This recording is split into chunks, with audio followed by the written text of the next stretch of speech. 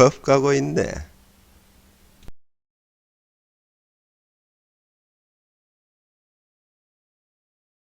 법 까고 있네요. 오늘은 뭘 까볼 것이냐. 바로 주휴수당입니다. 주휴수당. 주휴수당 이제는 뭐 널리 알려져서 많은 분들이 알고 계시는데요. 아직까지 모르는 분들이 있을까 싶어서 제가 한번 설명을 드리도록 하겠습니다. 먼저 주휴수당이라는 말은 근로기준법에 있을까요? 없을까요? 없습니다. 자, 근로기준법 55조에서는 휴일이라는 제목 하에서 사용자는 근로자에게 일주 평균 1회 이상의 유급 휴일을 줘야 된다. 일주 평균 1회, 주당 1회 이상의 유급 휴일, 휴일인데, 쉬는 날인데, 유급, 돈 주고 놀려줘라.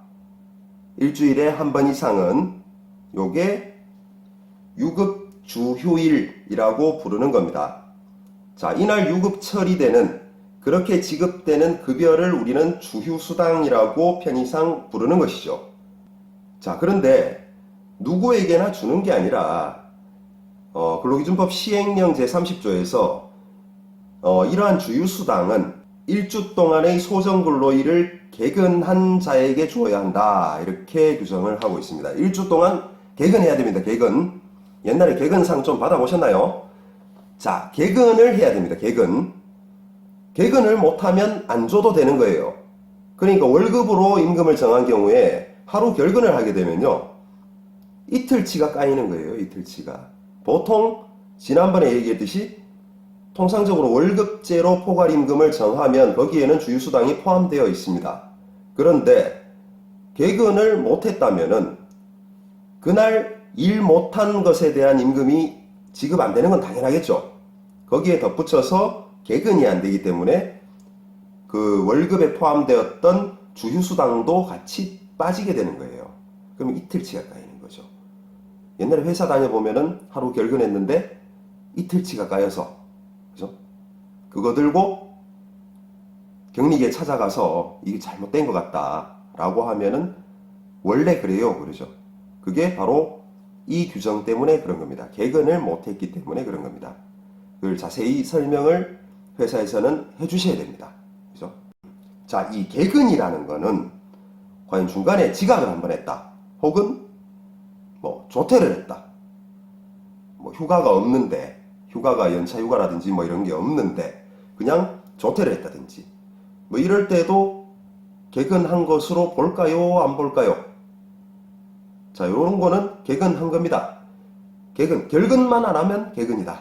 결근만 안 하면 개근이다. 매일 나오긴 나왔잖아요. 그죠? 여기 규정에 보면은 소정근로일을 개근한 자에게, 소정근로일을 개근한 자에게 주어야 한다. 이렇게 규정되어 있거든요. 이 지각이라든지 조퇴는 영향을 미치지 못한다. 그러니까 줘야 됩니다. 지각했더라도. 자, 회사 규정상, 자, 우리 회사는 네가 지각을 요번 주에 토탈 8시간을 했으니까 8시간이면 1일치 아니냐. 그래서 1일 결근한 것으로 처리하겠다. 그래서 주휴수당을 이 주에는 못 준다. 라고 하면은 될까요? 안 될까요? 안 됩니다. 이거는 안 됩니다. 개근을 했잖아요, 일단. 개근을 했는 거고, 개근을 했는 거를 뭐 합쳐서, 지각이나 조퇴 시간을 합쳐서 1일 결근한 것으로 그렇게 보면 안 된다는 거예요. 줘야 된다.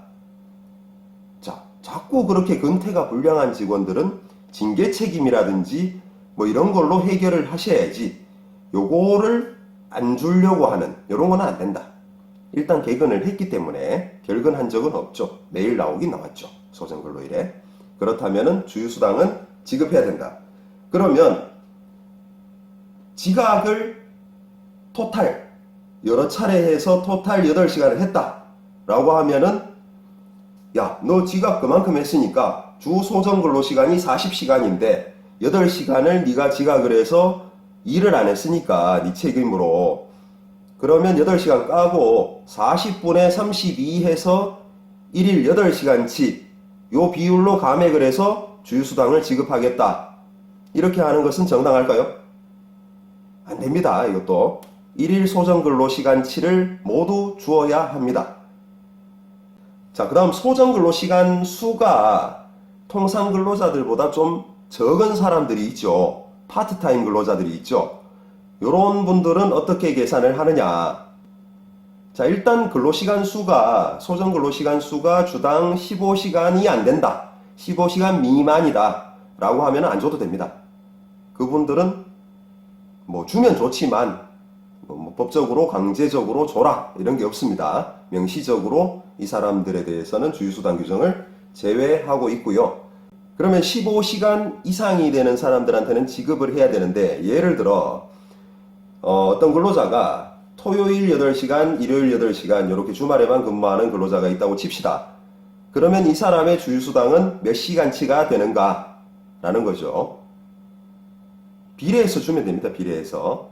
자, 주당 통상 근로자의 주당 소정 근로시간 수가 40시간이라면 40분에 이 사람이 주당 16시간, 그거 곱하기 1일치 8시간, 이렇게 비례해서 계산을 내면 됩니다. 그러면 3.2시간이 되겠죠. 물론 근로기준법 시행령에서는 4주 기간을 이제 단위 기간으로 잡고 그 기간 동안에 총 소정 근로시간 수 나누기 그 기간 동안에 같은 기간 동안에 통상 근로자의 근로 일수 이런 식으로 나눠서 계산하도록 되어 있는데, 주당 근로시간 수가 들쭉날쭉하면 1주는 뭐 예를 들어 32시간이라고 2주는 16시간이란다 뭐 이런 식으로 되면 평균 낼 필요가 있으니까 저런 식으로 규정을 해둔 것이고요.